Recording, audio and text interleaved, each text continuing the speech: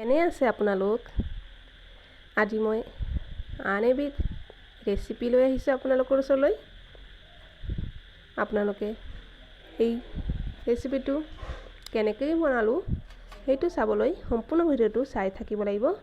সেয়ে অনুগ্ৰহ কৰি সম্পূৰ্ণ ভিডিঅ'টো চাই থাকিব। এয়া হ'ল কিহেৰে বনালোঁ সেইটো আপোনালোকে সম্পূৰ্ণ ভিডিঅ' চালেহে গম পাব। এয়া লুচি হয়, পুৰি কেনেকৈ কিহেৰে বনাইছোঁ।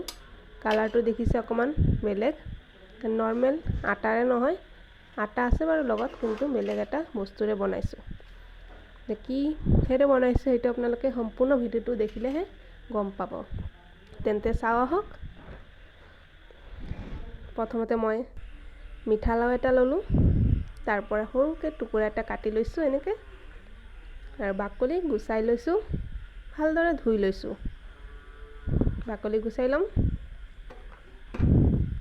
বাকলিখিনিও তৰকাৰী বনাব লাগে, আপোনালোকে চাগে গম পায়ে। মই আগৰ ভিডিঅ' এটা বনাইছিলোঁ, সেইটো বাৰু ডিছক্ৰিপশ্যন বক্সত দি দিম। তেন্তে আহক বাকলি গুচাই লওঁ। বাকলি গুচাই হ'ল, ধুই লৈছোঁ ভালদৰে।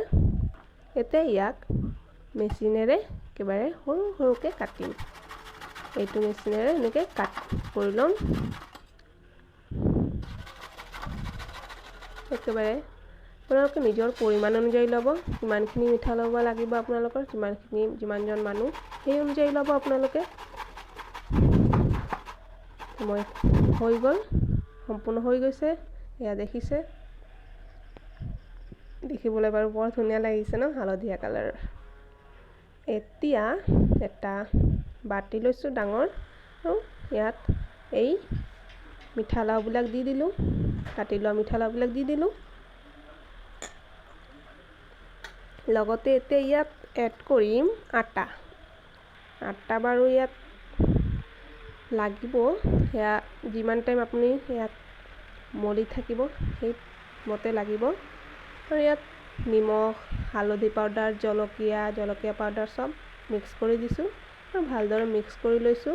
মিক্স কৰি গৈ থাকিলেহে তাৰপিছতে গম পোৱা যাব যে কিমানখিনি আটা লাগে। ইয়াত কোনো পানী দিয়া নহ'ব, পানী নিদিওঁ মই ইয়াত। কোমোৰাত মানে কোমোৰাও কয়, আৰু মিঠালাওত থকা পানীখিনিৰেই হৈ যাব।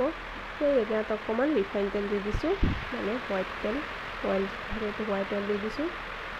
ভালদৰে মিক্স কৰি লৈছোঁ।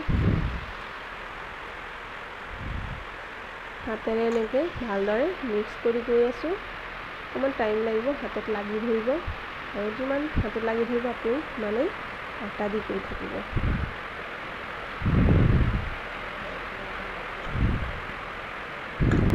দি গৈ এনেকৈ মিক্স কৰি লৈছোঁ, আৰু অকণমান আটা দি দিছোঁ। আপোনালোকে বনাই চাব, তেতিয়াহে গম পাব কিমানখিনি লাগে।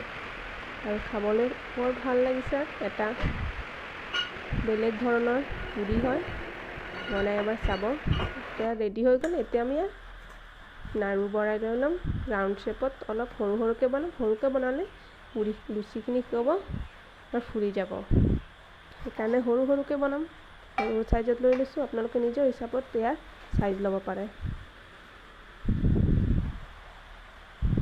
মই সৰু সৰুকৈ লৈছোঁ। এয়া মোৰ ৰেডি হৈ গ'ল সকলোবোৰ। এতিয়া ইয়াক বেলন এখনত ৰুটি বনাই ল'ম। সেইটো কাৰণে অকণমান আটা লৈ লৈছোঁ, আৰু আটা লগাই এনেকৈ ৰুটিখিনি বেলি ল'ম। তেনেকৈ আটা লগাই ইয়াত বেলি লৈছোঁ, ৰুটি বনাই লৈছোঁ। ইয়াৰ চাইজ ইমান ডাঙৰ নকৰিব, অকণমান সৰু সৰু চাইজ কৰিব লাগিব, নহ'লে তেল বেছি লাগিব। তেনেকৈ সৰু চাইজত মই কৰি লৈছোঁ, আৰু প্লেট এখনত থৈ দিম। তাৰপিছত গেছত কেৰাহী এটা বহাই ল'ম, তাত তেল গৰম কৰি ল'ম। তেনেকৈ মই ভিডিঅ'টোত দেখুওৱা ধৰণে তেনেকুৱা আপোনালোকে কৰি ল'ব। যদি লাগি ধৰে তেন্তে আটা অকণমান লগাই দিব।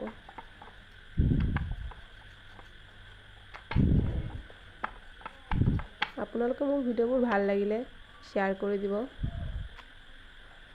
পিছত কেৰাহী এটাত মই তেল দি দিছোঁ, এয়া ৰিফাইন অইল হয়, যিটো ছানফ্লাৱাৰ অইল সেইটো দিছোঁ। এয়া গৰম হৈ গ'ল, এতিয়া ভাজি ল'ম পুৰিখিনি। ফাৰ্ষ্টৰটো ইমান ভাল নহয়, নুফুলে, কাৰণ ফাৰ্ষ্টত তেল ইমান হিট নাপায়, সেইকাৰণে ফাৰ্ষ্টৰটো তেনেকৈ নুফুলে। ছেকেণ্ড টাইমৰ পৰাহে ফুলা ষ্টাৰ্ট হ'ব। এটামান পুৰি বনাই লোৱাৰ পিছতহে তাৰপিছত পুৰিখিনি ভাল হয়, আমি গমেই পাওঁ এইটো। মই তেনেকৈ সকলোবোৰ পুৰি তেনেকৈ ভাজি লৈছোঁ। তাৰপিছত আপোনালোকে যিকোনো তৰকাৰীৰ লগত ছাৰ্ভ কৰিব পাৰে, ঘুগুনি বনাই ল'ব পাৰে, মটৰৰ, বুট মাহৰ বা চানাৰ, যিকোনো চব্জিৰ লগত আপোনালোকে খাব পাৰে। ৰাতিপুৱাই হওক বা ৰাতিয়ে হওক, ডিনাৰৰ লগত বা ব্ৰেকফাষ্টতো খাব পাৰে। মিঠা লৱৰে বনোৱা এবিধ পুৰি, লুচিও কয় ইয়াক, পুৰিও কয়। তেনেকৈ সকলোবোৰ ভাজি লৈছোঁ।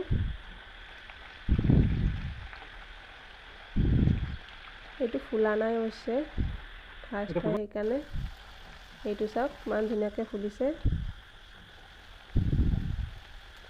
মই থালি এখন লৈ ল'লোঁ আৰু ইয়াত ছাৰ্ভ কৰি লৈছোঁ। মই দালিৰ লগত ছাৰ্ভ কৰিছোঁ। দালিৰ লগত একচুৱেলি মটৰ দালি হয়, মটৰ দালি, চানা দালি চব মিক্স কৰি বনাইছিলোঁ, অলপ ছাৰ্ভ কৰি দিছোঁ। আপোনালোকেও বনাই চাব আৰু ভিডিঅ'বোৰ ভাল লাগিলে শ্বেয়াৰ কৰি দিব বন্ধুসকলৰ মাজত আৰু ছাবস্ক্ৰাইব কৰি দিব। যিসকলে আগতে ছাবস্ক্ৰাইব কৰিছে তেওঁলোকক অশেষ ধন্যবাদ। আৰু যদি ছাবস্ক্ৰাইব কৰা নাই, আপোনালোকে নতুন ভিউৱাৰ্ছ হয়, তেন্তে কাষত থকা ৰেড কালাৰৰ ছাবস্ক্ৰাইব কৰি দিব আৰু কাষত থকা বেল আইকনত প্ৰেছ কৰি দিব। মই দিয়া ভিডিঅ'বোৰ আপোনালোকে ন'টিফিকেশ্যন সোনকালে পাব যদি আপোনালোকে বেল আইকনটো প্ৰেছ কৰি দিয়ে। তেন্তে আজিলৈ ইমানতেই, আৰু সকলোৱে ভালে থাকে যেন তাৰে কামনাৰে আজিলৈ ইমানতে এৰিছোঁ। ধন্যবাদ।